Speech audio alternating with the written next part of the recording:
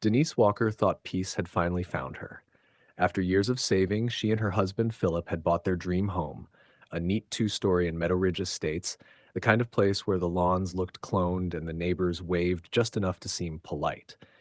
It was supposed to be the start of their new life, a safe place to raise their child. She was 4 months pregnant, glowing, full of hope. But sometimes evil doesn't wear a mask. Sometimes it wears a badge that says HOA Enforcer. From the day they moved in, Daniel Price made it his mission to remind them they didn't belong. He was the self-appointed sheriff of the neighborhood, clipboard in one hand, arrogance in the other. He'd drive slowly past their house, peering through their windows under the guise of community patrol. He fined them for grass length, for where they placed their trash cans, even for having a welcome mat that wasn't regulation color. Once, Denise came home to find him in their open garage, pretending to inspect something electrical. When she confronted him, he brushed her off. "Routine check," he said. "I run this neighborhood." Philip reported it to the HOA board, but nothing was done. Daniel had connections, his brother worked at a major local bank, and everyone was too afraid to challenge him. Denise tried to keep the peace. "Let it go," she'd tell Philip. "We'll just stay out of his way." But peace doesn't last when pride meets prejudice.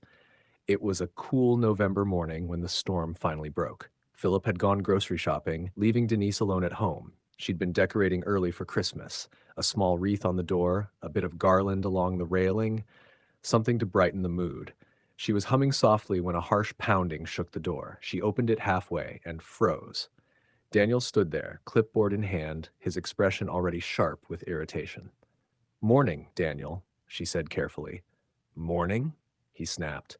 "You're in violation of HOA regulations that no holiday decorations before December 1st. Denise blinked. "It's just a wreath."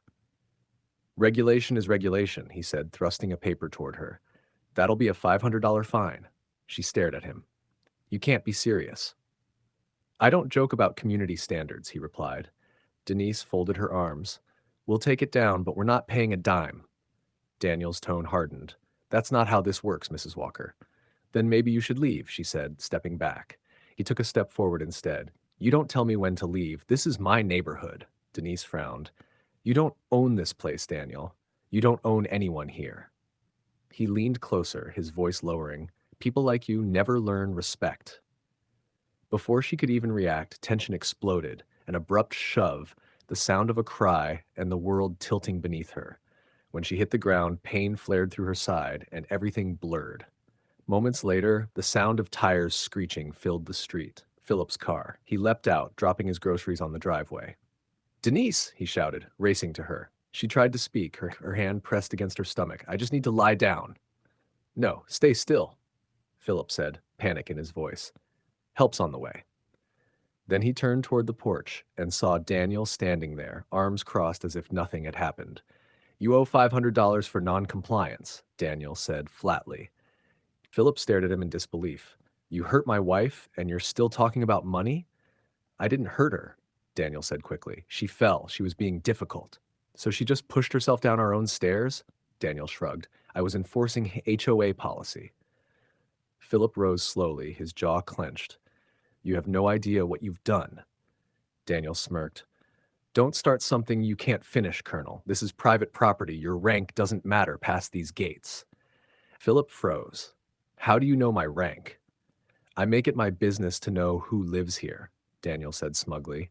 "My brother runs mortgages for this whole county. One call and your rate doubles overnight. Think before you make this ugly." Philip pointed at the doorbell. "Maybe you didn't notice, Daniel, but there's a Ring camera right there, and it caught everything. I'm going to destroy you." For the first time, Daniel's confidence cracked. "Before we continue, welcome to Voices Unchained. If you believe stories like this deserve to be heard, please like this video, subscribe, and comment where you're watching from. We'd love to see how far these stories travel." Philip turned back to his wife, speaking calmly into his phone as he called for help. The moment he mentioned who he was and what had happened, things moved fast. At first, it was just the sound of sirens.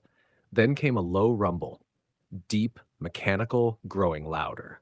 Diesel engines. Neighbors stepped out, whispering as a convoy of dark SUVs and emergency vehicles rolled into the neighborhood. From the lead car stepped a man in uniform, General Franklin Hayes, eyes sharp, posture commanding. He took one look at Denise lying near the steps, then up at Daniel, who stood frozen. "Philip," the general said firmly. "Glad you came, sir," Philip replied. Hayes knelt beside Denise. "You're going to be okay, ma'am. Medics are right here." Daniel stepped forward, desperate to regain control. "You can't bring military vehicles into private property. I'm HOA enforcement here." Hayes rose to his full height. "You assaulted a woman, one of my officer's pregnant wives. That's what you are, Daniel, not an enforcer, a criminal." "That's not true," Daniel sputtered. "She tripped. I was just—" An officer approached, tablet in hand. "Sir, ring footage confirms the assault." Hayes' eyes never left Daniel's. "You're finished." Two sheriff's deputies moved in, cuffing him as neighbors gathered around.